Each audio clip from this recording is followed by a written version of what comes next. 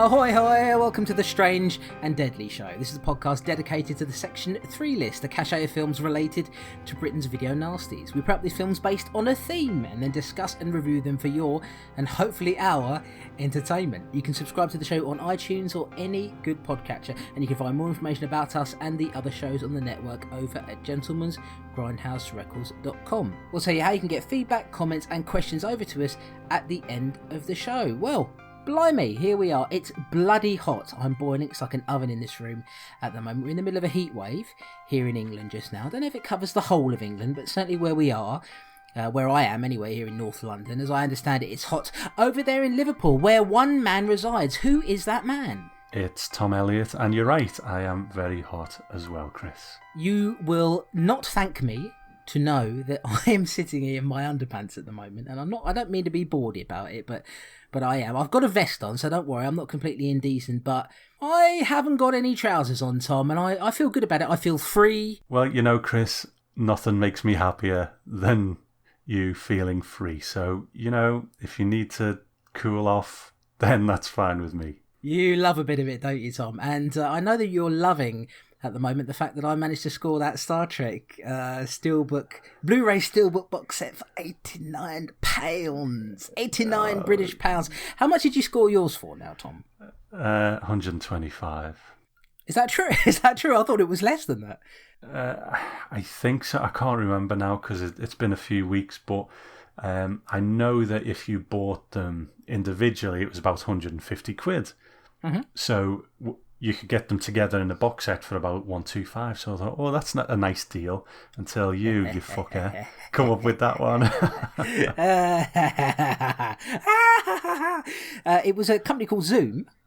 I've never used them before, actually. So I was a little bit trepidatious about that because I just sort of thought to myself, okay, well, I don't know. I mean, are these guys trustworthy or what? And also the fact that it was supposed to be a one-day only deal, but it looks like the deal is still up at the time of recording. So I don't know what was going on there. But yeah, I just saw that it was £99, and then if you signed up for the newsletter, they gave you a 10% voucher for your for your first order. So I got it for £89. So I was quite happy about that. But as I sort of said to you before, to try and make you feel better about it, you like more films in that set than I do. So, you know, you may have been the one who wins in the end because there's probably only about 4 that I really like. But I'm going to give them all another watch, Tom, and I'll let you know privately. We won't bring it into this because I'm sure most of the people who listen to this probably don't care about Star Trek.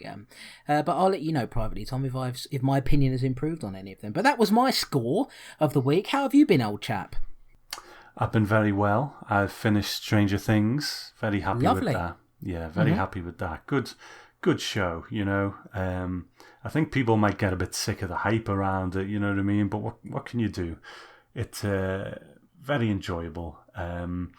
You know, it didn't throw that 80s stuff in your face, I don't think. It does sometimes early on, but then it just kind of becomes a period piece, you know what I mean? It's not like it's saying, oh, look, it's the 80s all the time. You know, it's just something set in the 80s, and it has that vibe about, you know, what makes things like The Goonies successful, what makes things like, God, I'm trying to think now.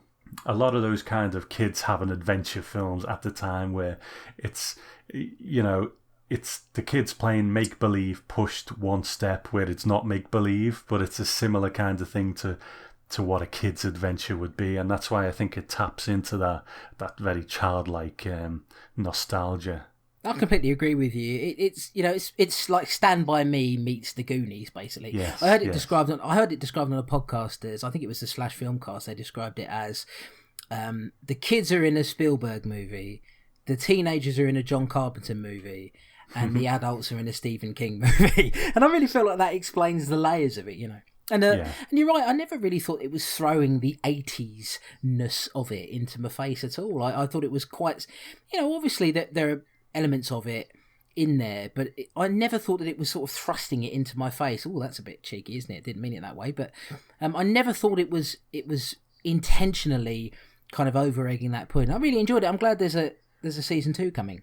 Yeah. Well, that's it. You don't watch Downton Abbey, and, well, I don't watch Downton Abbey, but you don't watch Downton Abbey, do you? And say, oh, it's pushing the 1900s or whenever the hell that show is in your face. it's just set in that period, and that's what I felt Stranger Things was. Absolutely, and I think captured that period very well. I also have been crazy obsessed with a show called Fargo. Now, of course, the movie was incredibly popular, and I hadn't actually seen the movie until a couple of weeks ago. Watched it for the very first time and really enjoyed that. And I started on the TV show, and it's probably the best TV show I've seen since Breaking Bad, I would say. It's really a very, it's that Minnesotan accent, the Minnesota nice thing, sort of, murders but in a very quirky, funny way. Martin Freeman is in the first season. Which it takes place in, I think, 2000 and something. I can't remember the year of it. And then the second season takes place in the 70s. And they're doing really interesting things with sort of, different sets of characters in each season, but the seasons do kind of link to each other. Lots of layers in there, and I think it's really, really good television. If you've not seen that, Fargo, and it might appeal to the horror fan, because it can get a bit violent. Even if you remember the original movie, you've not seen the TV show, but you remember the original movie, that could get quite sort of brutally violent. And the Coen brothers do that. They've got this thing where, and it's happening in several of them, but you look at No Country for Old Men, for example, there's a couple of bits of really quite brutal violence in it that reminds you, their roots kind of came from horror. They went to sort of university and they were friends with Sam Raimi and Bruce Campbell back in the day. So I think a little bit of that always comes through. So even if you're a horror fan, I think you would really enjoy Fargo. Really well written, good television. That and Stranger Things, some great things on Netflix lately. And of course, Luke Cage coming at the end of the month. Oh yeah, I can't wait. I absolutely can't wait. That Marvel Netflix stuff is just top notch. They've really hit, such a strides with those things. They've all got their own different flavour. They're all more adult in tone. And, you and me have got that Daredevil Season 1 Steelbook ordered. Dear. When that comes, when I put that on the shelf with the Marvel movies, that's going to be a special day. Ooh, I'm going to rub that on my knackers. Now, Tom, tell us about what's coming up on this episode of The Strange and Deadly Show. It's a familiar theme to us. It is. It's zombies, and we've done zombies before. I can't remember whether we've had one or two zombie shows. I remember some really bad zombie movies in the past. So the question is, will these raise the level, because it's taken us into Zombie Month. So yes, we've got Nightmare City and Zombie Holocaust. Yes, indeed. So the question is going to be, can these films up the level of quality from... We certainly did one zombie show in the past, so can they up the level of quality from there? Well, let me begin with telling you about a film called Nightmare City. This is one I'd already seen previously. In fact, I think I own a DVD of it somewhere in my vault. I've still got to trawl through my DVDs to find one for Andrew Roberts. I'm going to just give away to him. Graduation day, I think. Anyway, Nightmare City, released in 1980, also known as City of the Walking Dead, directed by Umberto Lenzi, who we recently covered. I think he did Eaten Alive, one of the cannibal films that we covered not too long ago. The film stars Hugo Stiglitz, Hugo Big Tits, Laura Trotter, Francisco Rabal, and Mel Ferrer, among many more. Let me read you the synopsis of this one. TV reporter Dean Miller is off to the airport to interview a research professor. With his cameraman in tow, he arrives to the news of a mysterious aircraft inbound. It seems to be a military plane, though it's not responding to radio transmissions. A distress flare is fired, and the police and army prepare for an emergency situation. The plane lands and the authorities move closer, asking for anyone inside to come on out. The door eventually opens and out comes the professor Dean came to meet. He almost immediately attacks a policeman with a knife as other deformed humans come pouring out of the plane to attack anyone in the near vicinity. Dean and his cameraman decide to escape in their van and back to the TV station. At the station, Dean tries to convince the producers that there's a serious situation going on, but General Murchison, who is in charge of the operation to solve what could be a potential epidemic, tells Dean that he doesn't want panic to spread among citizens and asks for the news to be suppressed. Flustered at the situation, Dean goes out to find his wife Anna, who works at the local hospital. While searching for her, the TV station is soon attacked by the vicious, bloodthirsty zombies, who kill everyone inside. Dean makes it to the hospital, which is soon overrun by the zombies. It becomes a massacre, with nurses and doctors meeting their doom. In the midst of the chaos, Dean and Anna manage to sneak out and jump into an ambulance, driving off as the murders continue around them. Back at Army HQ, experiments are conducted on one of the dead zombies. It's revealed that the zombies on the plane were subjected to massive amounts of radiation, which has given them super strength and the ability to heal from feeding on humans. Murchison tells his men to issue the order to aim for the head, which will seize the cognitive functions of the zombies. However, their numbers don't appear to be dropping, with the dead now lining the streets and inside cars. Dean and Anna head out to the country, escaping to a fate even they don't know, as the epidemic grows and grows.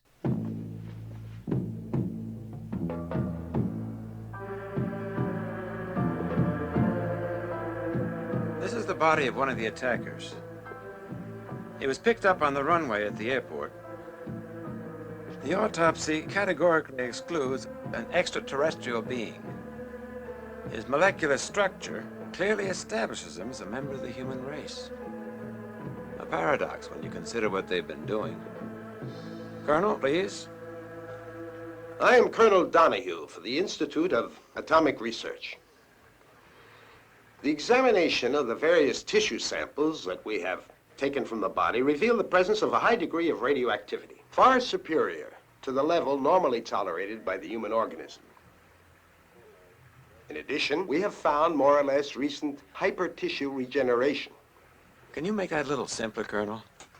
Some of your colleagues may not have the same theoretical or technical background. In other words, this individual and others like him have been subjected to strong doses of atomic radiation, which increase their physical capacities beyond the norm. How far beyond? That's difficult to say. But it is a fact that these cells, subjected to every treatment we know, have turned out to be almost indestructible. In short, it's a kind of a Superman. Much more than that. What do you mean? I mean that the abnormal strengthening of the cell's vital qualities has increased their direct genetic capacity. In other words, Major, the victims of these creatures are contaminated, even if they only suffer minor injuries. Then they can reproduce themselves, Colonel, say, indefinitely? That, more or less, Major, is correct. And you say with our weapons that they cannot be destroyed? No, that their substance can't. Excuse me, Colonel. Isn't that the same thing? Not exactly. A machine may be indestructible, yet its functioning may still be blocked. How? By interrupting the feeding process, for example. Atomic contamination destroys the efficiency of red blood cells in very short order. That is why new blood is always needed for these creatures. True, the human organism is greatly strengthened. However, the power still remains the brain. A lesion to the nerve centers can produce paralysis. The procedure stops the complex entirely. You mean that only bullets damaging the cranium can stop these monsters? This corpse is the proof. It is the only lifeless body we have recovered. The cerebral apparatus has been destroyed. Thank you, Colonel. General Reedman, you've heard everything. The order to every soldier and police officer is aim for the brain. We must be very specific about that. As for our combat plan, we'll follow Emergency Plan H, and we'll keep Plan B in reserve in case the situation gets out of hand. That's all for the moment, gentlemen. Thank you. So, Tom, Nightmare City. More like Nightmare Shitty. Oh, stop it, Tom. Chill out. Chill out. Tom, what did you think of Nightmare City? Nightmare City. You know, I used to own this because Blue Underground bought out, I don't know whether they still do them, to be honest. They brought out a range of DVDs, double bills, triple bills, and I can't remember what came with it, but I remember watching it and really not thinking much of it. It's the kind of film where you catch me at the wrong moment and I'll just be like, what is this? You know? Now, I know from reading tweets and people's things about it that people generally think this is a lot of fun, you know, a fun romp kind of thing. And I watched it today and I felt a bit more that way about it, but only for about 45 minutes. You know, it starts off and it's all crazy and zombies running everywhere and people getting hacked up, and you know, you can't argue with the blood and guts in it. It's all there if you like that kind of thing. But it was a bit to the point of, it was so relentless that I got kind of desensitized to it, and it just got to the point where I was just like, okay, well, we're in another location and another bunch of zombies are attacking, and here we go again, and it goes up to an hour and a half, and we'll get to the ending when we get there, but I'll have a few things to say about that. But I didn't hate it, and I did tap into that fun that I think most of our viewers or listeners, seem to have with the movie. But it only got me so far, maybe about 40 minutes at most, and then the next, it was just like, right, here we go again. Okay, because there wasn't any story to it, so it really was just all the spectacle, and once the spectacle kind of wears off, there just wasn't much left. So yeah, bit of an empty experience for me, but fun for a while. How about you? I'm pretty much on your wavelength with this, Tom. The first time I saw it, I blind bought it many, many years ago on DVD. I think I may have like a Dutch DVD or something like that. It was my time during the time when I was trawling eBay, really looking for anything I could possibly find that had the word horror attached to it or tagged to it, and so I got that, and I wasn't very impressed with it at all at the time, and I remember having an exchange with somebody on Twitter not that long ago, back when I was still on Twitter, where they were sort of saying, "But you don't like Nightmare City?" I'm like, "No, I don't like Nightmare City." Watching it again now for this show, I do tap into a little bit of what you're saying there. I think it sort of helps, but also hinders it that Umberto Lenzi couldn't be bothered to follow a coherent plot. So there's just a lot of stuff happening in sort of, in little pockets, but which hinders it in as far as having a sort of narrative that you can follow that kind of makes sense in the way that Dawn of the Dead might, where you've got a very clear beginning where there's all this panic happening, and then you're in the, we're going to go into that on the next show anyway. So I think that it is helped by the fact that there's a lot of violence and the zombie attacks, that they're plentiful, so it doesn't slow down as much as some of these films do. And I enjoy it for that aspect. It was more of a fun watch the second time round, but all the flaws are still there. We're going to talk about the zombies and get into some more detail and stuff like that, but I'd forgotten what the makeup was like, and and there's some real silliness in it, and it's not a film to be taken seriously at all. No. So in that respect, I think it sort of can be seen as vaguely enjoyable. Second watch, better than it was the first time, which was many years ago. Still not a film that I could wholeheartedly recommend to you, unless you're just really into super cheese-tastic movies that are would it be fair to say that this is trying to ape Dawn of the Dead? I don't know what it's trying to ape, to be honest. I'm sure it probably came out in the aftermath of it. But it is just so relentless that there's none of that kind of, let's get holed up somewhere. It just seems that wherever people are, the zombies are, and they set up characters to have their own little stories throughout, and for most of them, they just get killed by zombies, what I mean? It's not like they have this sort of journey throughout and, get to the end and then there's a big standoff or anything like that, apart from our main ones. There's a general, isn't there? Yeah. And he's trying to get his daughter to safety. He sends someone there, that person gets killed.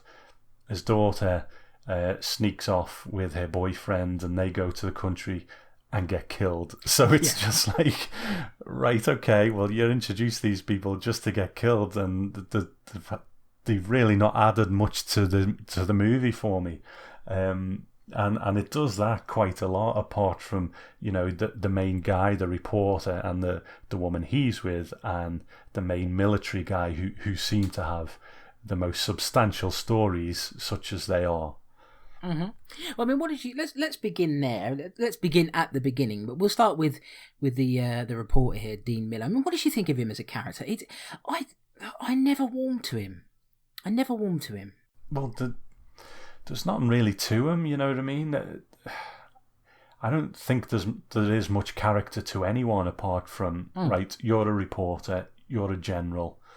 Say these lines. You know what I mean? And there's probably people sitting there tearing their hair out saying, well, that's not what this film is. It's just a big splatterfest, blah, blah, blah. Okay, I get that. You come to a movie like this for the exploding televisions when you throw them at zombies, or like, people getting hacked up and that kind of thing. You're not here for great character work, but it helps, doesn't it, to have someone to kind of follow and actually believe in as a human being, even if they're quite thinly written.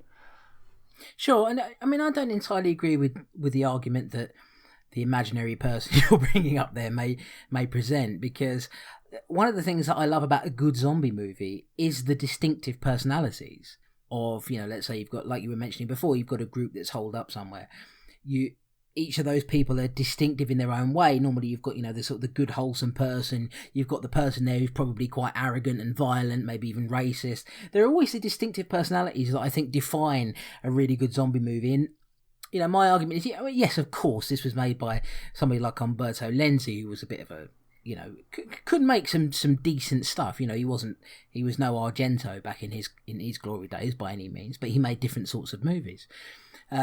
Lenzi, to me, always seemed to be that more of an opportunist. He wanted to make movies that were popular. So when the cannibal thing was quite popular, he sort of capitalised on that with Eaten Alive, and then when the zombie thing was popular, he capitalised on that with this. So, I understand that it's not supposed to have that sort of the craftsmanship of any kind of character, but I do like having people to root for. I always say that, and the people we've got in here, I'm not really digging it, not really liking them as our protagonists. And, like we say, Dean Miller, the TV reporter, is basically just a sort of grumpy, beardy dude, hairy guy, and his wife is there, and she doesn't have any character of sort. So it's difficult to root for people when really what we've got here is two protagonists that are fairly average and mediocre, and then everybody else is set up to be killed, essentially.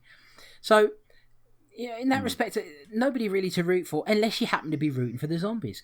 We've got to talk about the zombies, Tom. Not your traditional zombies, are they? Not the slow-walking kind of zombies, the Romero type.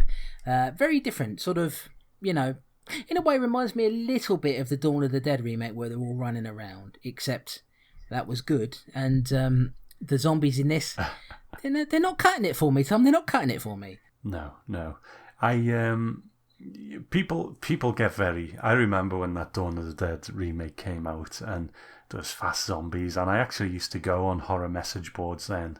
I wouldn't go near a message board these days. Yeah. But everyone was up in arms. You can't have fast-moving zombies. And it's like, well, no, there's been fast-moving zombies for years. Case in point, this movie. So... I don't really mind. It's whatever the movie is trying to do. I think what this movie was trying to do was whatever they felt like at the time, because these zombies could shoot guns, they could run around, they would use knives. They even sat down and had a drink of water at one point. Yeah, exactly. So I don't think much thought has gone into what the rules of these zombies are, which, is fine. I think they're just going for the pure energy of them. But they are very strange. The face makeup on them, some of them are just like big crusty scabs, aren't they? Yeah, like they've got like moss growing on their face or something. Yeah, they're not great makeup effects. Quite a lot of violence in this. I have to say that I think in terms of graphic gore, I think maybe the film that we're going to talk about after this does that a little bit better. Some of the effects in here aren't great. But no. If you want a nice sort of zippy... At times, sometimes it's a little bit slow, but for the most part I found on this second viewing, I think if you're after a film that's quite sort of zippy and pacey at times, it can slow down a fair bit here and there, but for the most part I think there's a lot of zombie attacks going on. If you can even call these zombies, what are they? Infected people, basically. But that argument will rage on forever. Ever since 28 Days Later came out, people are like, well, are they zombies? Are they infected people? Well, maybe we're heading towards the same goal on that. I think that this will do it for you. If you like a bit, the violence isn't great, but the effects rather are not great, but there's plenty of violence in there, and there's a couple of outstanding moments. Somebody gets an eye gouged out. It's not a great eye gouging, it's not quite up there with Fulci, but it's You know, it's getting there. It's all right, isn't it, Tom? I mean, you know, I feel like I'm sort of running out of things to say about it. Really, it's all right. It's bad in a lot of ways, but we've seen worse. I just think if you can tap into that cheese, which it sounds like we both did a bit more this time round, so you never know. A third time, maybe we would really warm to it, because there is some good stuff in here. You know, some real silliness, enjoyable silliness. Like I said earlier, there's one point where the reporter guy is there and some zombies come in, so he picks up a television and throws it at them and it bursts into flames. and they're engulfed in flames. You know, there's the petrol bomb later on where he makes a petrol bomb and throws the zombies by the car. That was good. There's a lot of good things peppered throughout it. Like, remember the dance studio scene early on? And where you think, okay, would someone actually sit in their house and watch this on the telly? I felt like going in and killing them all myself, to be honest. You know, and the zombies come in and massacre them all. You know, there is a lot of good stuff in it. I just think, for this to be, you know, maybe for me to like it as much as most people seem to, maybe just a bit more to the story. And, you know, there is a lot of violence in it, but like I said earlier, it kind of got to the point where I was like, well, okay, I've seen enough now, really. You know what I mean? You either raise the stakes or stop, because I've kind of seen enough zombie killing to last a lifetime now. And it's a weird thing to think, isn't it? That because we expect violence in zombie movies, and certainly if you watch something like Zombie Flesh Eaters, the Fulci film, there's a lot of it in that. And yet, it does get to be a bit much, but possibly because it just sort of it's kind of peppered in. You know, is there a moment where we see that these people are being infected? Because I don't really remember seeing people sort of being reanimated and standing up after being bitten or anything like that. We have to talk about that, actually. You're right. I don't recall ever seeing anyone getting zombified, and you know, there might be people out there who think differently, who would have seen differently, but I don't recall it at all, actually. So no. Normally we would see, you know, somebody getting bitten or whatever, and then they would get up again later on, and we'd see them again as a zombie, but that didn't really seem to happen here. A standout moment for me, just in the weirdness of it, is when the lady who's staying at home and her army husband or boyfriend, whoever it is, tells her, you know, lock all the doors and everything, because it's dangerous out there. And so she goes and does that, and then she goes into the room where she's been doing modelling. When I say modelling, I mean that she actually creates these models, these clay models. And sculptures, that's right. And thank you, Tom. And she comes in there and finds that the head of one of them is on the floor, and it's got a knife through the face of it. And nothing happens after that. Like, we don't know who did that, who was that. I guess it's supposed to imply that somebody was in the house, but she never seems to do anything about it after that. No, you're right. It just seems to go nowhere. But you know what I liked? I do love in a film when someone is shooting a gun and they run out of bullets, and then they throw the gun. That happens a couple of times, at least in this. One time it was actually quite effective. He got him right in the face with the gun. The other time, not so much. But I do enjoy that kind of silliness.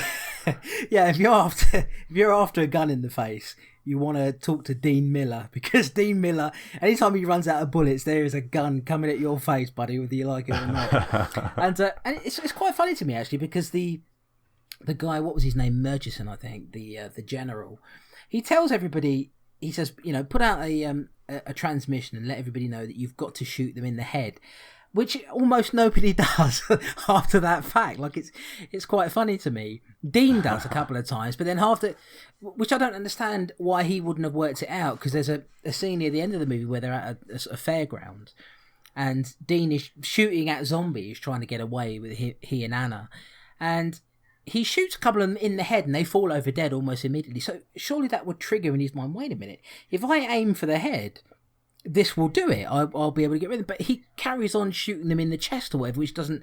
With these particular zombies, apparently they, you know, during the scene at the HQ, they even said, well, like a Superman, referring to the super strength that they seem to have. And, you know, they reveal there, which is seems to be the zombie rule, doesn't it, really, that you shoot a zombie in the head to kill them. But it doesn't happen that often. It doesn't happen often enough in this movie, considering they made a point of revealing it. I found it quite interesting, though. The actual concept of it, an airplane full of these people that somehow manages to land. I mean, considering they're zombies, they're quite capable and quite intelligent. I mean, you've got to be able to land a plane. I quite like that idea, though, of it just being a plane with these infected people on board, and they come out and start to kind of take over the country. It's a neat idea. It's just is, you know, put together on a you know, low budget by somebody who probably doesn't understand the genre particularly well, and that's why so much of it comes across as quite sort of farcical and silly, I think. I have to ask you, Chris, have you ever had a dream consisting of a large cast of characters, each with their separate storylines, which go on for maybe a few hours, you know, all with their different backstories and all in different scenes? Have you ever had a dream that complex? Okay, well, I'm going to tell you a story, Tom. I know you enjoy my stories. The other night, I did have a dream that I went to bed, woke up in the morning. This is all in the dream. Woke up in the morning, and there was a package waiting for me that had come through the letterbox. And I went downstairs, and I took the package, opened it up, and it was from Zavi, and it was a steelbook of Captain America: Civil War. And I opened up that steelbook. I put the disc into the player, and I started watching the movie, and I really enjoyed it. I want to put a review up on Letterboxd and a rating. I gave it 4.5 stars out of 5. A very enjoyable movie. And that night I went to bed. But it was only a dream, Tom. But then I woke up from the dream, I went downstairs, there was a package waiting for me there that had come through the letterbox. I opened that up, it was from Zavi. It was a steelbook of Captain America: Civil War. And I opened up that steelbook, I put the disc in the player, I watched the film, I really enjoyed it, I gave it 4.5 stars, review on Letterboxd. It was just like my dream. Wow. Is that true? It's true. And you know what, Tom? I'm amazed you pointed this out, because that's exactly what happens in this film, isn't it? Dean doesn't receive a steelbook of Civil War. He dreamt the entire thing, but it doesn't matter, Tom, because even though he had a dream that everything that we saw prior to the dream was a dream, it doesn't matter because the actual dream happens that morning anyway. It's a stupid ending. It's a very stupid ending. You know, I'm not even sure that it was all a dream ending is ever justified. You know, there's probably some movies out there that I'm forgetting where it is, you know. But I'm thinking, okay, maybe some sort of ghost story or something like that. You know, something a bit clever, maybe an episode of The Twilight Zone or something. Mm-hmm. But not a zombie movie, not a violent zombie movie. It was all a dream. All those little people and subplots and this, that and the other. You know, I dreamed about the general's wife making a sculpture. It was all a dream. Yeah, because, I mean, we didn't say, but right at the end of the movie, they're about to get into a helicopter to be taken away, and Anna can't hang on to the rope for some reason and falls off it, and to her death below. And he's like, Anna, no, you clumsy girl. She's gone, Tom. She's gone. But then he wakes up in his bed, and he realises, oh, this was all a dream. And then, of course, he goes to the airport, and everything pretty much plays out exactly as we've seen before. So I don't understand what the point of the dream plot is. I think the thing that would have made it work a little bit better, I still would have been annoyed by it, but I think what would have made it work better is if the plane had landed and it just turned out there were normal people on it. It was just a normal plane that had maybe, do you know what I mean? That had maybe lost control of its radio or something like that, so they couldn't communicate. And then you just think, oh, okay, so it really was all a dream. At least that would make it, that would differentiate it. But as it turns out, the dream, you know, it comes up with a piece of writing. The nightmare has become a reality. And it's like, so what did I sit here for 90 minutes for? I don't really understand. And I hate it when there's not a resolution at the end of something. I'm not saying I want everything to be tied up all the time or that some things can't be ambiguous. But with this sort of thing, you know, I just spent 90 minutes with these bloody cardboard cutouts. You know, I would like some sort of resolution rather than it just being, oh, it was actually a dream, but no, actually it is now going to happen for real. But you're not going to see that because it's the end of the movie. You pricks. I would have preferred the military to just drop a big nuke on the area, and just see a big mushroom cloud. That at least that would have been a resolution than this. Really Definitely. Bad. Really bad. Yeah. I'd have gone meta, mate, and I'd have dropped an anvil on Umberto Lenzi's head. See what happens there. Look, it was, it was a decent watch this time around. I enjoyed it a little bit more than I did the first time. I still don't think it, maybe this is going to be the story of this show, as far as I'm concerned. I still don't really see what some people are seeing in this for them to consider it a fun ride. But I think there are moments of that, and I think if you're looking for a fairly sort of relentless, violent zombie movie with unfortunately with effects that aren't that great. I mean, if this had a Day of the Dead kind of level of effects, and I know because you're talking about the best of this period there. But if it had that level of effects, I think this could have been quite decent and better characters, perhaps. There's nobody in here like Captain Rhodes, for example, who is himself, chewing the scenery like you wouldn't believe. One of the most probably the most over the top performance in any of the Romero movies. But a really distinctive and interesting character. We don't really get those here. But for what it is, it's certainly not the worst zombie movie I've seen. And it's it's decent. It's not one that I particularly would want to own now. It's not one that I would, this hasn't inspired me to go out and buy the Arrow Blu-ray of it by any means. But I don't think it's a bad movie. It's an Umberto Lenzi movie. It's like a lot of his stuff. It's fairly, it's okay, and that's about what I think of it. What about you? Pretty much the same. I warmed to it a bit more this time. If it happened to be on, and I watched it again in the future, maybe I would warm to it a bit more as well. But I'm not quite there with those people yet who think it's really good fun all the way through. I did have fun with it for a while, but it just went on a bit long. And like I said, I got desensitized to it. But if you can tap into the vibe of it, then great. By all means, enjoy it. It just wasn't quite there for me, but I did have some fun with it this time. Well, let me tell you how you can get hold of the film, you lot out there. I'm talking to you. Arrow Video treated the film to a 2K restoration and released it last year on Blu-ray and DVD in the UK, where it's readily available for purchase. This release features a number of extras such as audio commentary, a documentary on the restoration of the film, an interview with the actress who played Sheila, that's the one who was doing the sculptures, and much more. This is a region-free release. You may like to know that the film is currently being remade by Tom Savini, of all people, who is directing the project. The remake was funded via Indiegogo. I had a quick look at the page because I remember hearing about this a while ago, that he was doing that. Apparently Savini is a big fan of the original, and he is supposedly, it says it on the site, I don't know whether this was ever confirmed or whatever, but they were trying to rope in Dean Cundy, who is one of the great cinematographers. He shot a lot of the early John Carpenter stuff like Halloween and The Thing to do to be the DOP on this. So yeah, Tom Savini is I don't think is a particularly great director. I mean, he did the Night of the Living Dead remake, which was unfortunately gutted. Like, I've only ever seen the cut version of it. I know he will sometimes at conventions and stuff, he will show all of the footage that they cut out of it, because there was quite a lot of gore in that remake that he was forced to cut out.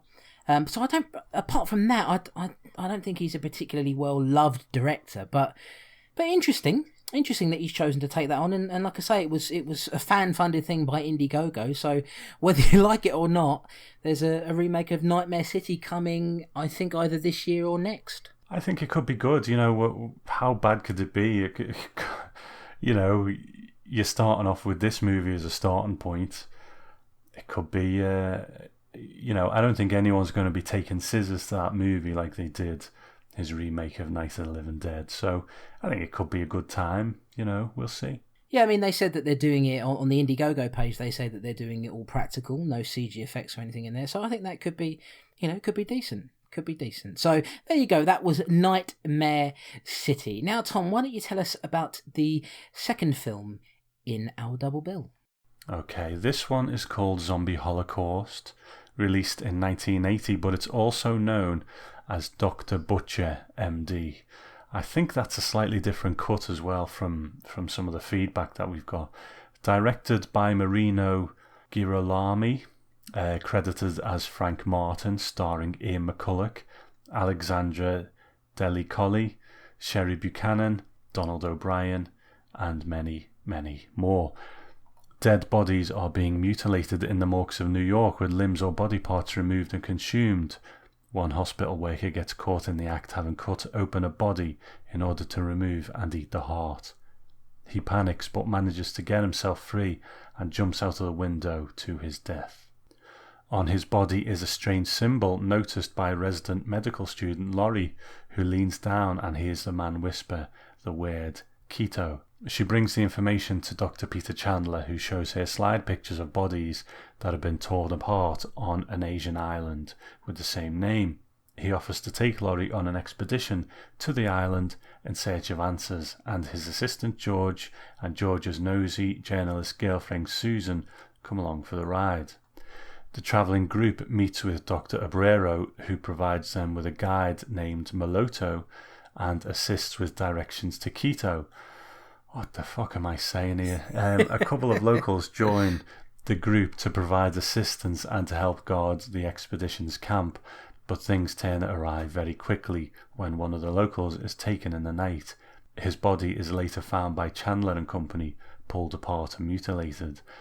It's not long before the entire group is attacked by the natives, who are savage cannibals looking for human flesh. Susan is taken away. They cut George's stomach apart and feast on him, poking his eyes out in the process. Just when all seems lost, the cannibals spot zombified humans looking at them from the bushes and they run off. Chandler, Laurie and Maloto run away from the area, tracking down Dr. Abrero, who sends Chandler and Laurie off to a nearby boat. Chandler's suspicions grow more and more as they near the boat. He soon realizes that Abrero has been trying to prevent the expedition group from ever finding Quito and had sent them to the beach area hoping they would die there. Chandler and Laurie are attacked by a zombie, who Chandler kills with the wearing motor taken from the boat. The two journey back to find Abrero, who is the architect of the island's zombie infestation. He's been experimenting on natives, transplanting their brains into corpses, and now he's doing exactly the same to Susan. Chandler helps Laurie escape, but with Abrero's lackey Maloto pointing a gun at him, he has little choice but to lay on the operating table and wait for his fate to unfold. You all right, Laurie? Get them something to drink. What about the other two? Where are they? It was horrible. They ate George right in front of our eyes. He dragged Susan away with him. There wasn't anything that we could do. We were lucky to get out ourselves. I'm afraid there's no hope for her. But it's incredible. Isn't there anything we can do? I'm sorry. I'm sorry. Get her away from here at once, Chandler. She needs to recuperate. There's nothing more you can do here anyhow. Pretty soon, this island will be no more than a bad dream, a nightmare, which you must try to forget. You better go now. Yes, but you only have the one boat. About 2 miles up the coast, you'll find a rubber dinghy. That'll take you back to your boat.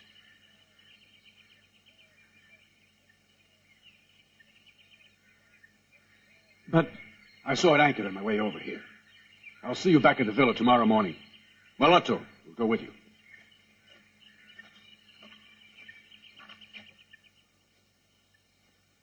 What about you? Well, I can't leave now. I have to wait for the men to come back in again. well, there's no need for you to come with us. You stay here with Dr. Obrero. But you'll need him. No, I'm an experienced sailor. There shouldn't be any problems. Besides, well, I should think that you could do with all the help that you can get. We'll see you both back at the villa. But be careful. Chris, Zombie Holocaust got a nice release in the last year or so from the 88 films, which we both watched. Did you like it? It's an interesting one, isn't it, Tom? Interesting. It's interesting that films like this can get a Blu-ray release. let alone a restoration of some kind, which is what 88 Films gave it. I have to say that this is probably the best this film has ever looked, I would imagine, and it still looks like shit, you know. It's not a good looking movie. It's probably one of the worst looking Blu-rays I've seen, and I'm not saying that to in any way discredit 88 the work that 88 Films did on it. I'm sure they did as much as they possibly could to get it even looking the way it does now, but it still is it's not a great looking movie. As a zombie movie, it's not. It's more of a sort of cannibal zombie hybrid, isn't it? Really, I mean, it's got a little bit of that. It's got a bit of the Mad Doctor thing going on. It's a mixture of different things. It takes about 40 minutes to get going. And so for the first 40 minutes, I was thinking, this is incredibly uneventful. And I'm going to have to be like a parrot, just parroting the things I've said about slow movies in the past, which I feel I probably do too often. But what can I do when I'm working with the material I'm given, Tom? You know, but so for about 40 minutes, but then at that point, things started to pick up a little bit. It's a bad movie. Let's make no bones about that. It's a bad movie. It may be one of the worst zombie movies ever made, but it has a certain charm to it. It's not a film that I would ever watch again. I have to make that abundantly clear. In fact, I told you after watching, my copy's going up on eBay after this show is done. Not something I would watch again. I do understand why it's got a bit of a cult audience, because this was the 88 Films release of it was fan funded, I believe. The restoration of it was fan funded. I can understand why there might be a little cult group of fans who like this one. For me, it takes too long to get going. The plot is rubbish. The acting's really bad in most of it. Ian McCulloch's trying his best. He had a very brief stint in the Italian horror scene. We saw him, of course, in Zombie Flesh Eaters. He was in this, and he was also in Contamination. And I think that's it, actually. I'm not sure if he was in any others. I would have to check to make sure, which I'm not going to do now. But yeah, I know I'm not being very decisive about this one. I don't think it's a very good movie. I like some of the gore scenes. I mean, some of the effects are quite bad, certainly early on, with some of the whatever they were using for the scenes where they're cutting into bodies. Like it probably didn't look that bad, you know, back when you were at the theatre or whatever, and it was a horrible scratchy print. But looking at it now in HD, that material doesn't look good. But there's a couple of nice sort of nasty, gory moments in this that I did like. As a film altogether, I think it's a pretty bad one. But there are moments that I like. You know, the Mad Doctor thing, the fact that there's a hopelessness to some of it that I liked. It's a bad movie. There's no getting around it at all. What did you think? The problem with it for me, and it's not that I didn't enjoy it to some degree. I did. It was, you know, I was really kind of into it in the beginning. I thought, oh, this is quite interesting. Let's see where this goes.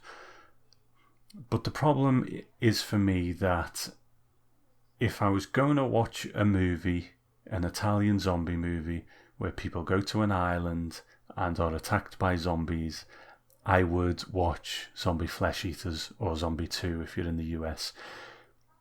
I don't think...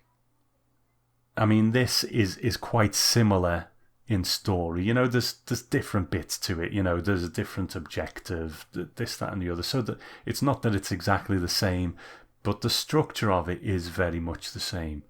And if I was going to watch a movie of this kind, I would watch Zombie Flesh Eaters.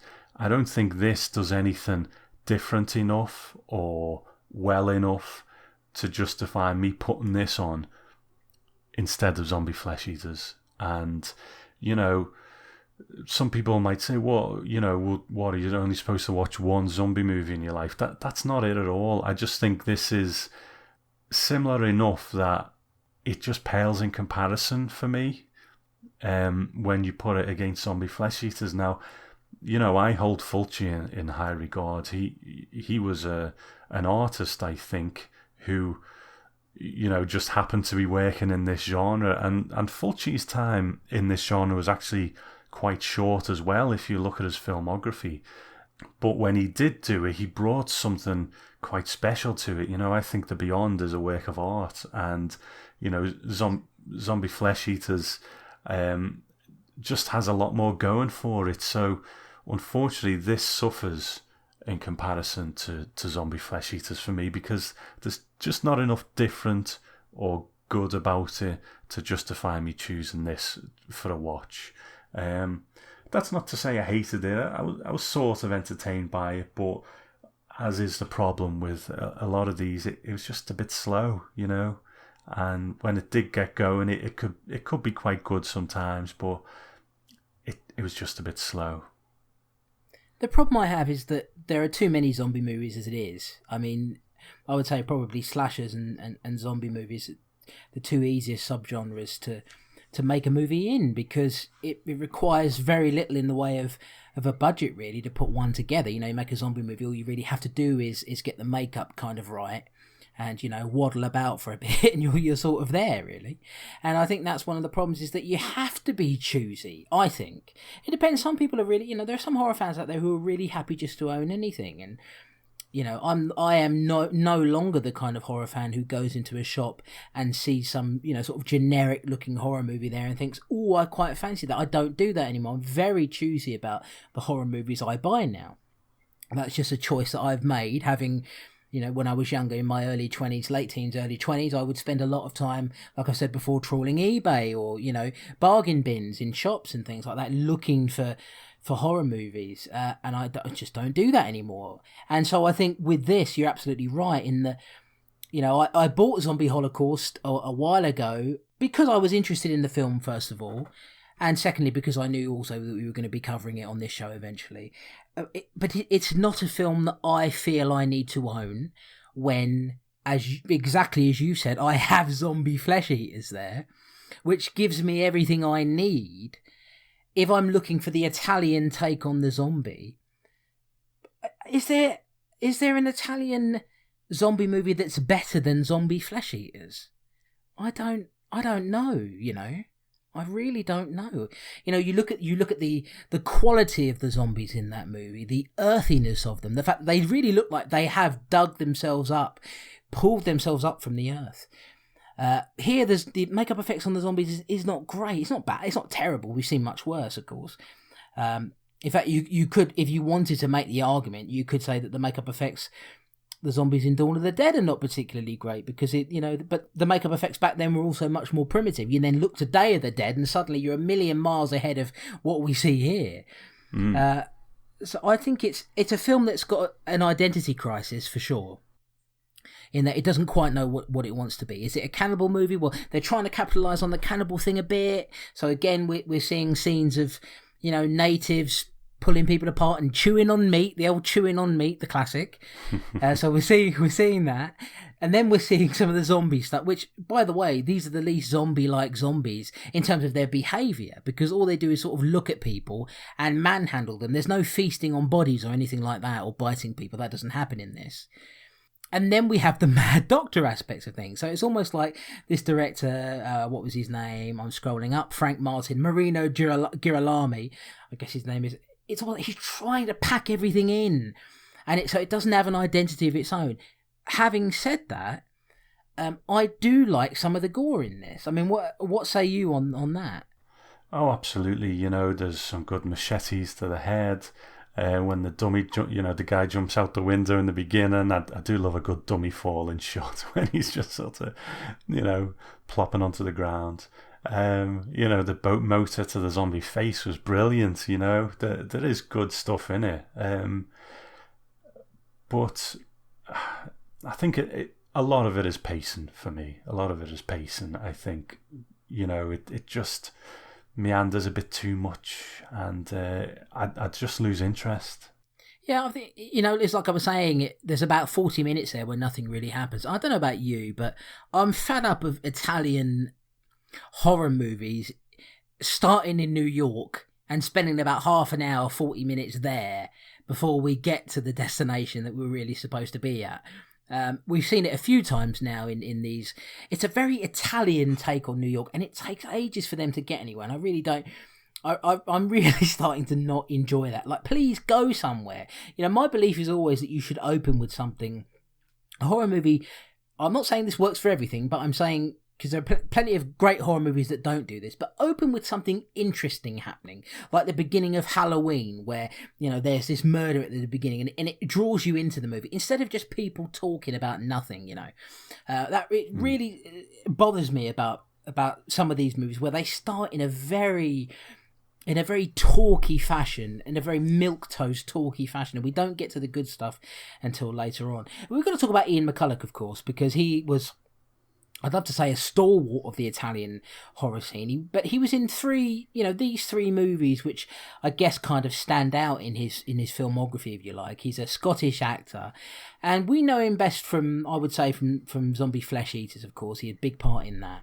He was also in Contamination, which is a movie that I bought a while ago, and I blind buy, to be honest with you, and I bought it and I liked it, but I thought it was okay, and I ended up flogging it because I think you and I are in the same boat at the moment, Tom, where we're pretty much flogging stuff that we don't really, really want. You know, the stuff that it has to be something that we really, really want in our collection in order to keep it. And so that had to go, and this is in kind. But an interesting actor, I think.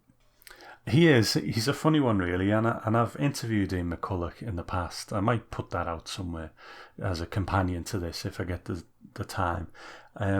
He's a lovely old bloke who is kind of bewildered by all this, you know, but has with time become accepting of it and goes along to it. You know, he's like taking your dad to a horror convention when you see him sitting at the tables doing signings, you know what I mean, with, you know, Tom Savini sitting a few doors down, and, you know, all that kind of thing. So he's very British, isn't he? He's a very British television actor. You know, you'd expect to see him cropping up in Bergerac or Lovejoy or something.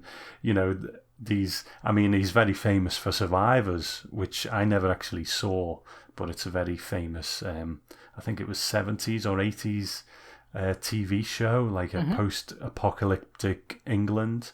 But, you know, he's a very stiff upper lip kind of British actor, and I'm sure I spoke to him about you know, what it's like to be out there and why he didn't stay longer. And there's an interview in the booklet where he says they didn't offer me anymore, but I'm sure when I spoke to him he was a bit more like, you know, I'd had enough, really. And David Warbeck started taking the parts that I didn't want to take.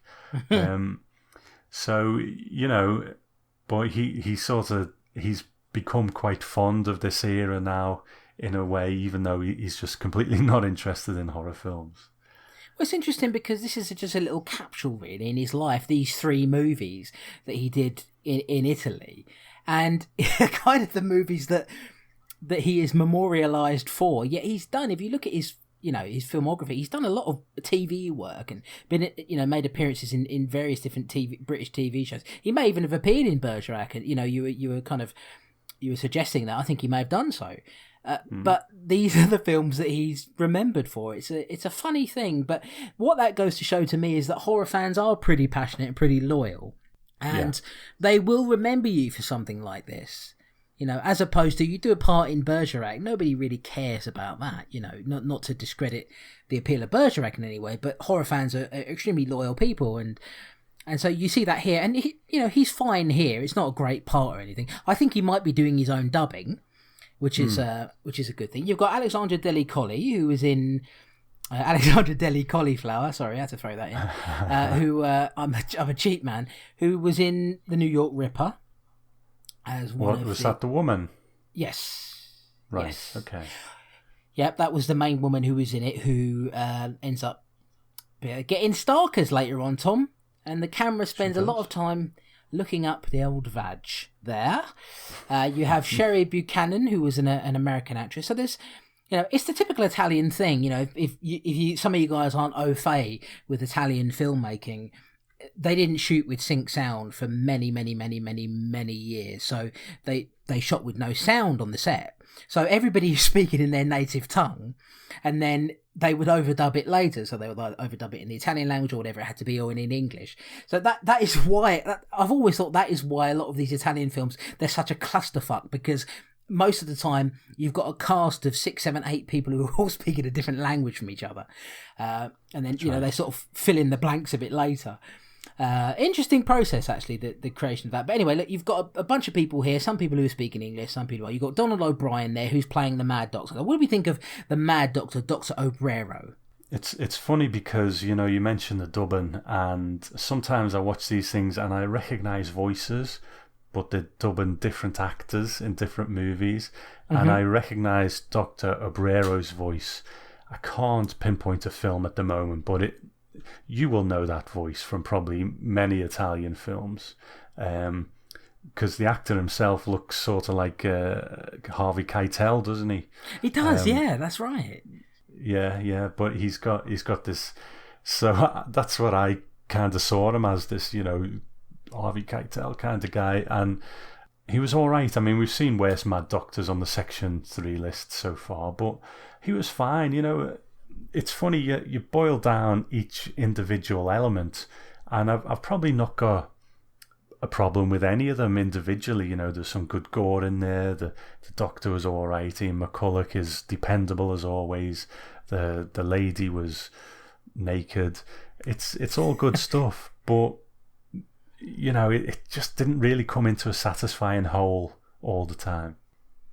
Or a satisfying whole, Tom. I know what you're after. I know what you're after. Know better than you can't get that one. Like that. Can't get that one past me, Tom. I would have to agree with you completely. I felt like when I was going to be more negative about this when I went into it, because I like I was saying earlier on, I sent you that message when I finished the movie this morning. I was like, well, this is going up on eBay straight away. And now that I'm talking about it, I don't feel as sort of, I don't feel hateful towards this in any way. It's just not a film that I particularly would want to own. I can't see myself sitting down and watching this again. I just think some of it is really Z-grade stuff, apart from the gore. Like I say, it's got that big identity crisis where it doesn't quite know what it wants to be. Is it a cannibal movie? Is it a zombie movie? Is it a Mad Doctor movie? What is it trying to be? But it's a curio piece, I think, a curio piece for fans of the Italian horror movie. I'm glad I saw it, because it's one of those movies I've heard about for years. Zombie Holocaust. It's like, I had such an interest and passion for zombie movies before I got sort of burnt out on them, which happens to everybody. There was about a 3-year period in my life where I watched nothing but slasher movies, and now, although I still enjoy slasher movies, that same level of passion and hunger to consume them is just not there anymore. It's gone. I think that there are elements of this that are pretty cool. Didn't love the zombie designs at all, and they're not really zombies. They don't do anything zombie-like. They're similar to Nightmare City in the sense that they're just sort of men, really, who just kind of wander about, and they don't feast on anybody. They just manhandle them. The Mad Doctor aspect of it, I did quite enjoy. I liked poor old Susan, who's the reporter there, the sort of brash reporter played by Sherry Buchanan, gets it really badly, I think. She's basically tortured to death, and has her vocal cords cut out so she can't scream, has her head cut open while she's still awake. I thought that part of it was quite nasty, actually. Ian McCulloch, I think, plays a good hero. I think, I've always enjoyed him anyway. Good screen presence. Not a great part by any means. If you're into seeing naked ladies, you're going to see naked lady in this. Of course, Alexandra Deli Colli. I have to say that my fervour for seeing nakedness was at its highest when I was a teenager and in my early 20s, and now I'm a little bit like, well, just get on with the bloody plot now, But yeah, that's what it is, really. It's Zombie Holocaust. It's no better or worse than what its name suggests, but there's not a Holocaust in it. So in that respect, I think the name Dr. Butcher MD is a better title, to be honest with you, because I think it better describes what's going on in the movie, I think. Yeah, I'd quite like to see that cut, not to ruin his feedback, but Daniel says it's a bit of a shorter cut later on, and I think maybe that's what this needed. So, yeah, I think under those circumstances, if I got a copy of that, I would probably give it a watch just out of curiosity. Yeah, it is terrible. Like, there's no doubt that it's a bad movie. But there are moments, like I say, some of the gore stuff is good. If you're after gore, definitely, give this a go. I mean, you can get this fairly cheaply, and I'm going to tell you how right now. In the UK, the film was recently released by 88 Films on the Blu-ray and DVD as part of their Italian collection. They've got a whole bunch of films in that collection. This release was assisted by fan funding, with the film receiving a HD restoration taken from the original negative. It must have been a really bad looking movie to begin with, to be honest. This release also includes, as an extra, the much lauded Eaten Alive documentary, which explores the Italian cannibal genre and was helmed by genre writer Callum Waddle. He's an interesting guy. Done a lot of very, very good extras for Arrow Video prior to the falling out that he had with them. And I actually, before I sell this, I actually want to sit and watch this documentary. Did you get a chance to watch that? I haven't, and it might be reason to keep it, to be honest, if it's a good documentary. So I will do that first. Mm-hmm. It sounds like it's better than the movie itself, which was a similar thing they did on Graduation Day. Actually, if I remember, Callum Waddle did a piece on there, I think, where he did a thing about Scream Queens, and it was better than the movie itself. It really was. Severin Films released both a Blu-ray and DVD of the film under the title Dr. Butcher MD. This version includes the US cut that Tom mentioned and the Zombie Holocaust cut, spread over 2 discs, with a smattering of extras that also includes a rare recent interview with actress Sherry Buchanan. So what we know about the Dr. Butcher MD cut is that it has an extra scene at the beginning of it that was taken from an unfinished film that was sort of bolted onto the front of it. And then there's also another scene that was deleted from, I don't know if it's been restored into the 88 Films version, I'm not sure, but certainly that opening scene is unique to the Dr. Butcher MD cut, and it's trimmed in a few other places and things like that. Yeah, I would be very interested actually to see how different that cut is. So if you're in America, you can snap up the Severin Films copy that's on Blu-ray and DVD, and you can see both of the cuts and see what you think of it. Alright, so that's our double bill for this episode. Let's see what our listeners thought of these two in the feedback section.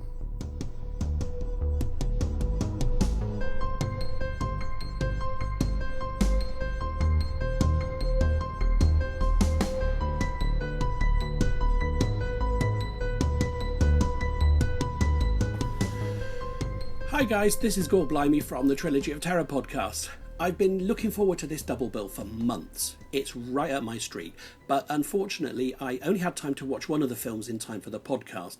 Believe me, it was a tough choice, but in the end I went with Nightmare City, one of the many Italian zombie gore fests of the late 70s, early 80s, this time without voodoo but with radioactive infection causing the mayhem. Now, these zombies follow the usual shoot for the head rule, but apart from that, they're quite different to most of the others knocking around at the time. Rather than shambling around and moaning, these guys run, fight, use weapons, drive cars, shoot guns, fly planes, and know how to shut down power plants. They have their own look too. Some look like char-grilled pork, others look like someone's just smeared a cow pat on their face. They seem less interested in gruesome dismemberment and cannibalism and more into kissing people on the neck. And apparently, these zombies really like boobs. Pulling open women's tops to expose them, grabbing them, stabbing them, and even, quite unconvincingly, cutting them off. The most scary face in the whole film, actually, is that sculptured head. Now, if they could have replicated that onto a few zombies, it would have been terrifying. Though, to be honest, the woman who created it had enough to deal with. Not only was she shagging that elderly man, she had a zombie lawnmower driving around mutilating her grass outside. The camera works pretty good in a lot of places, and I like the music, especially the jazzy piece that gets used in the action scenes. The gore is a bit through most of the film, to be honest. Mutilated victims are basically people lying around with a few splashes of stage blood on them, but otherwise pretty much intact.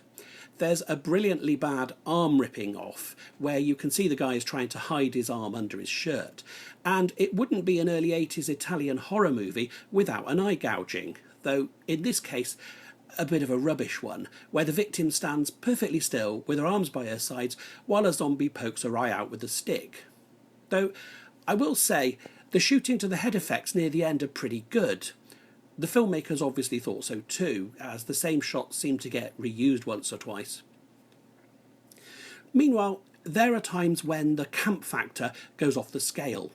Right near the beginning in the TV studio, we have a disco-dancing leotard massacre, complete with funky music and TV cameramen who wear white lab coats for some reason, and who seem to be continuing to film the campy carnage in the studio. Going by the TV set, we see someone watching.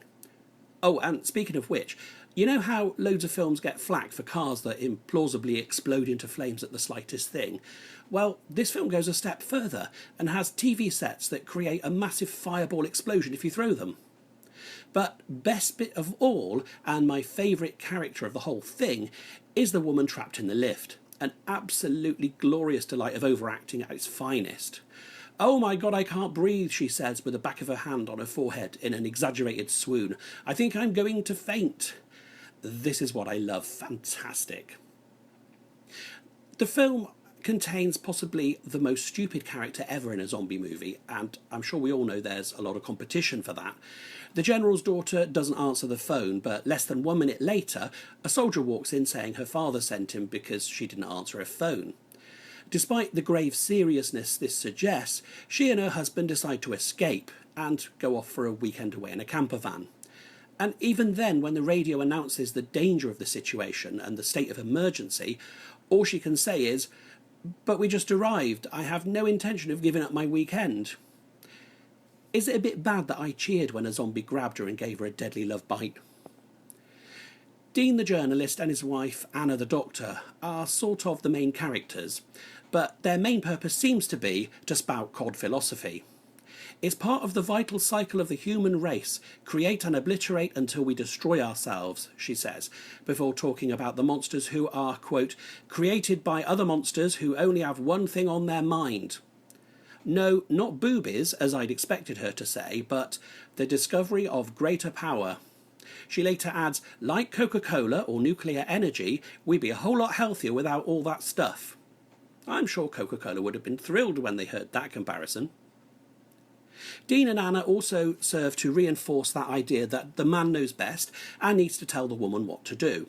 And when the woman gets hysterical, which they seem to do quite a bit in this, he's there to slap her back into reality. Unless she's already been killed by the undead, because women, it seems, are unable to stop themselves screaming, shouting, or loudly knocking over things when they're meant to be hiding for their lives. This came up again at the end, where Anna couldn't help herself becoming hysterical and faint when being airlifted to safety by what was described earlier by one character as a helicopter, before she turned into a laughably fake dummy that bounced and fell through the roller coaster frame. There is, of course, a final twist, which is so groan-worthy it's actually funny. It did feel like they couldn't think of a better way of finishing the film, and the final replayed airport sequence went on way too long, though I did like the way they suddenly stopped it, leaving a bit of ambiguity. Nightmare City is far too silly to take seriously, and not remotely scary or shocking, but for most of it, it moved along at a good pace and was totally entertaining. It flagged a little bit towards the end and would have probably benefited from being about 10 minutes shorter, but I still had a great time watching it, and it's one I'd certainly watch again.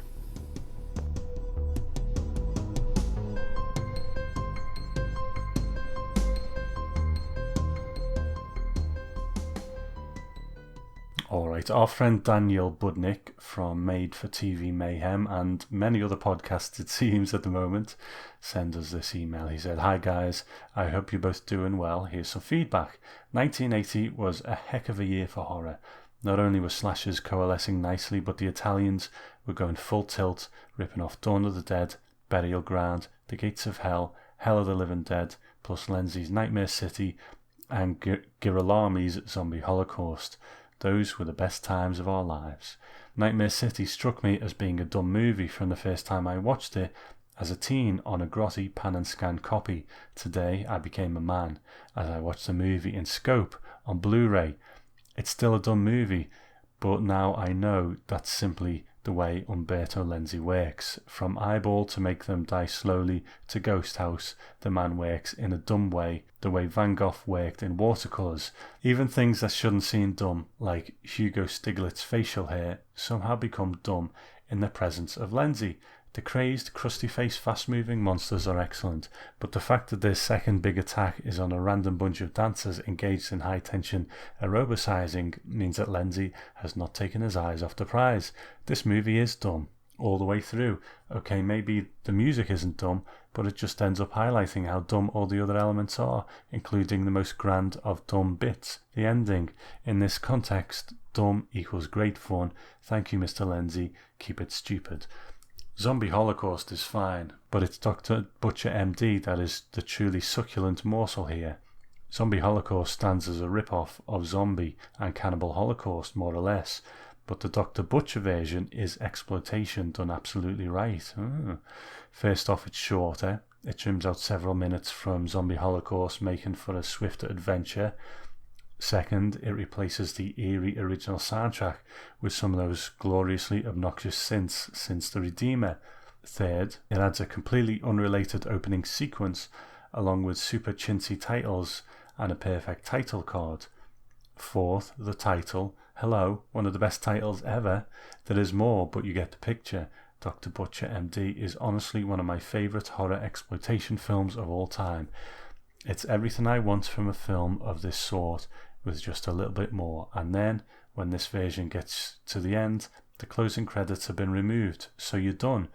And done before you can even think about what you've seen. Love this movie. Maybe my favourite double feature yet. Dumb and Dumb equals exploitation, perfection. Dan.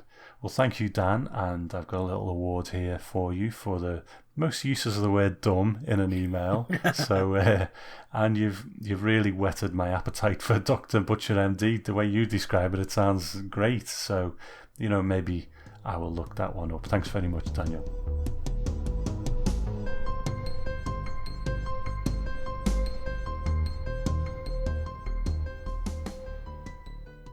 We have an email from Andrew Smith. He says, "Hi guys, thought I would get in touch again as it's been a while. First of all, I have watched nearly all the films so far. When it came time to watch Enter the Devil, I waited for your thoughts only to discover I had watched an Italian Exorcist ripoff also called this, but also known as the Eerie Midnight Horror Show, so unfortunately missed the actual film. This week's one, I rubbed my hands in glee, as I like both films.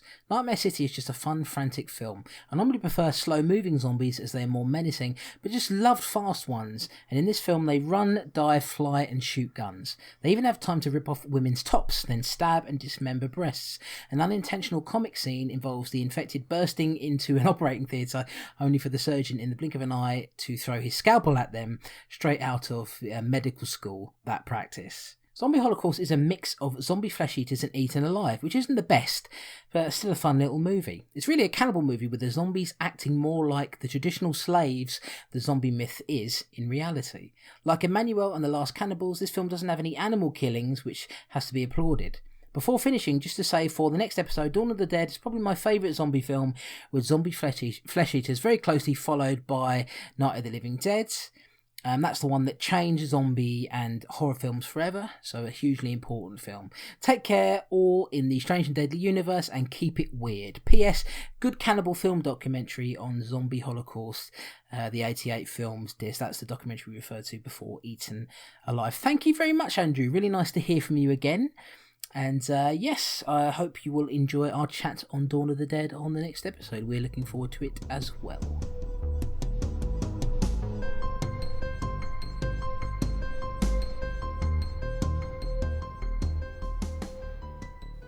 Hi there again, fellas. It's Andy Roberts here. So we'll start with Nightmare City. I noticed Stelvio Cipriani did the music for this. He also did the soundtrack for Mario Bava's A Bay of Blood. It starts off in a very typical Italian way with looming shots of an American city, and it gets immediately into proceedings with a mysterious plane full of zombie-like maniacs going on a rampage. Our stern-looking hero takes an inordinate amount of time to leave when all hell breaks loose, and Mel Ferrer from Toby Hooper's Death Trap plays the outrageous general, with the equally outrageous Emergency Plan H that's to be followed by Plan B in case it fails. The ultra-cheesy top-of-the-pops style dance show was so much fun to watch, especially when the zombies invaded and starting the slaughter. Miller throws a booby trap amplifier at a zombie, well, judging from the resultant explosion anyway. I love how the army establish that they're radioactive mutants, but have no suits or sheets of lead when they bring one in. Some of the dialogue is genius, like, basically it's a kind of Superman. The American Messenger was the most droll wooden character in the whole movie, and I feel like breasts were popping out of dresses almost at every possible opportunity.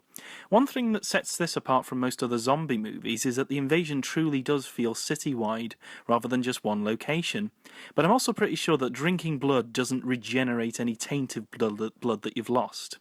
And as much as I like the creatures, there's a lot of inconsistencies with them. Like, they'll kill some people and not drink their blood, and sometimes they go from really agile to just completely slow. There's not much plot in this movie either. One of the nastier moments involves a zombie gouging into a woman's eye before mutilating her, which is clearly lifted from Fulci. Some of the exposition's really crowbarred in as well, and subtexty for no reason, like the whole argument about man versus nature.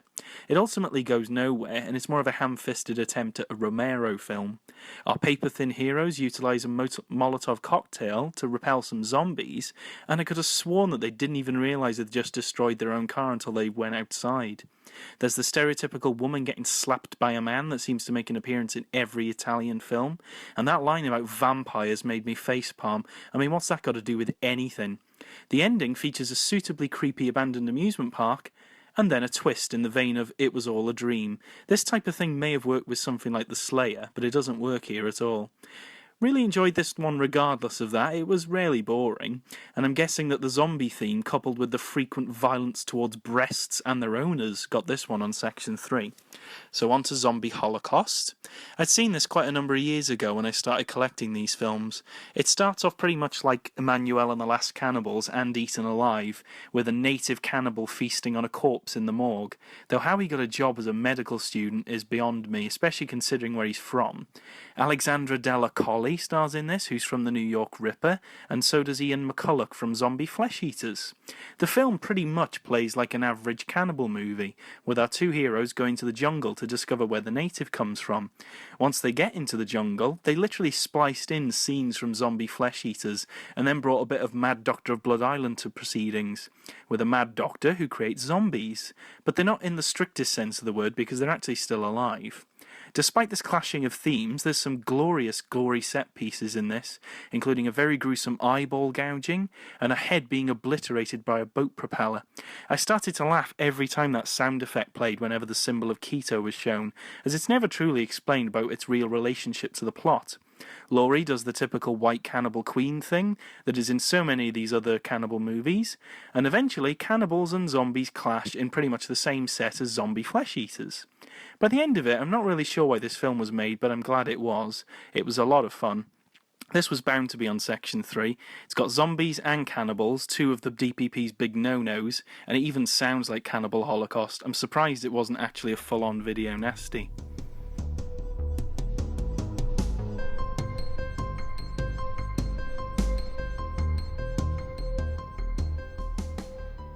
Okay, our friend Amanda Reyes, one of the others on Made for TV Mayhem, says, "Hi guys, I think filmmakers could take two important lessons from Nightmare City. One, if you don't have much in the way of story, just start mutilating and devouring people right off the bat, even if it's a rom-com or drama. Audiences will forget that there's no narrative. And two, no more it was only a dream endings, please." Amen to that. That's when people start to realise you had no story. Still, the nightmare logic of a film aptly titled Nightmare City works 99% of the time. I found some moments to be outlandish but suspenseful, and even though I can't tell you anything about the character Hugo Stiglitz played, I still get to say the words Hugo Stiglitz, because I really love saying Hugo Stiglitz. This was definitely a fun ride. This was my first viewing of Nightmare City, but I have a long and somewhat tumultuous history with Zombie Holocaust, even though this is only my second viewing. Here in the States, this film was released as Dr. Butcher MD, with the initials MD translating into Medical Deviate. Nice. A fine PhD concentration, if I ever heard of one. Even at whatever less than double-digit age I was at the time, I thought it was funny. but it still scared me. Probably because I always felt authority figures were supposed to be nice guys, not transgressors of cultural norms. Plus, he looked batshit in the ad. This particular advertisement, along with the newspaper promos for Maniac and Basket Case, haunted me throughout the early 1980s. But for whatever reason, I forgot about the good old doc when I was really diving into horror as a young adult. Fast forward about 2 decades and I find myself at a screening of the film at a revival house in Los Angeles. I found Dr. Butcher to be somewhat intriguing and somewhat laughable until it cuts to poor scalped Susan getting her vocal cords ripped out. It's one of the few films I've seen where I had to watch the rest of it through my fingers. I still can't figure out why that one moment upsets me so, but it had a similar effect on me this second go round. So while I think the film is too much exposition and could use a few more interesting characters, I guess it accomplishes what it sets out to do. I agree with that, actually. That's the one moment in the film that I did feel a bit of discomfort when he was operating on her and she couldn't... I guess I've got a bit of a fear of that, maybe, of being sort of paralysed and I can't do anything about it. And so that did tap into a bit of a fear of mine as well. It's interesting that she brings that up. Yeah, definitely. I also noticed that Zombie Holocaust lifted some of its incredible score from Emmanuel and The Last Cannibals, which is another amazing soundtrack. I guess it shows how much horror I've exposed myself to, no pun intended, since I first saw that ad campaign. That was a lot of nothing. I just like sending in feedback. Hope you're well, Amanda. It wasn't a lot of nothing at all. You know, I like that Amanda always has a slightly different way of looking at these things, and you know, it's always good feedback. Again, this Dr. Butcher MD thing, we really need to check that out. So thank you, Amanda.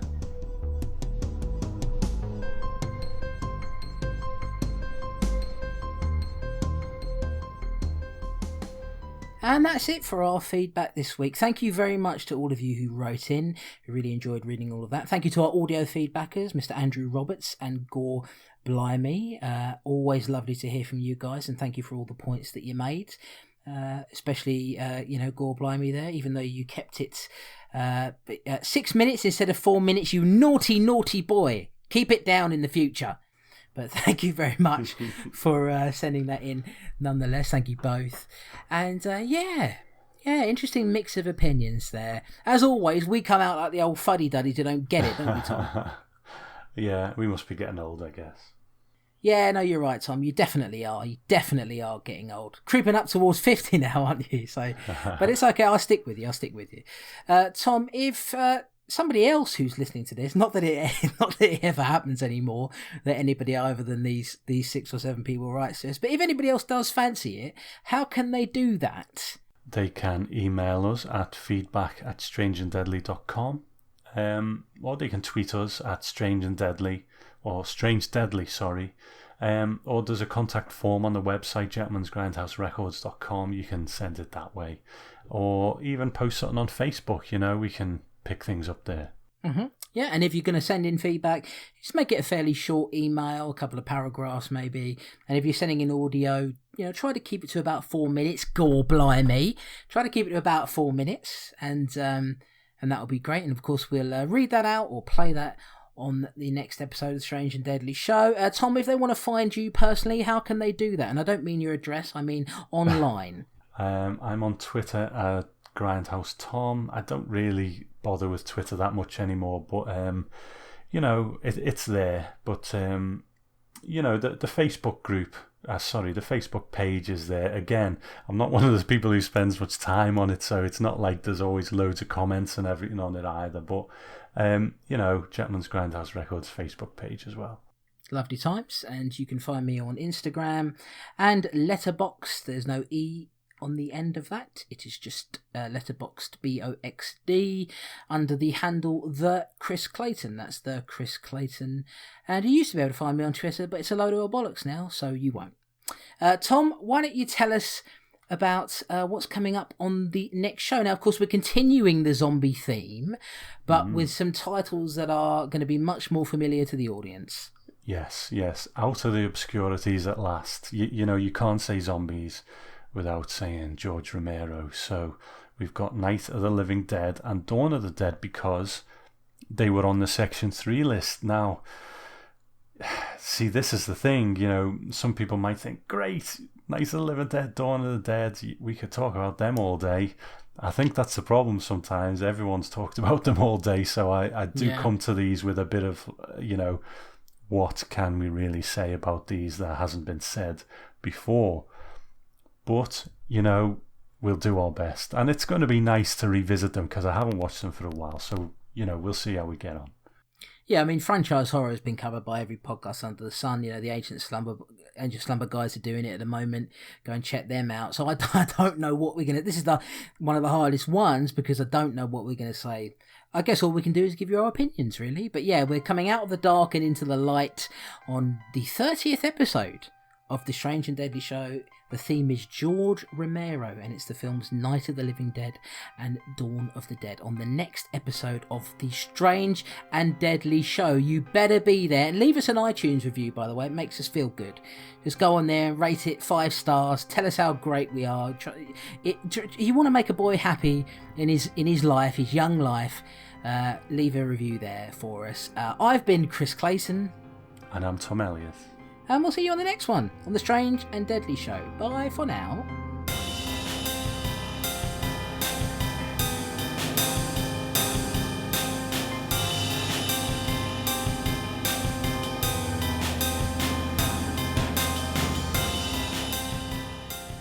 You've been listening to The Strange and Deadly Show, brought to you by Gentleman's Grindhouse Records, with me, Chris Clayson, and Tom Elliott. Thank you to Danny Davis for the music and to Dark Ink 1 for the artwork. You can visit our website at gentlemansgrindhouserecords.com.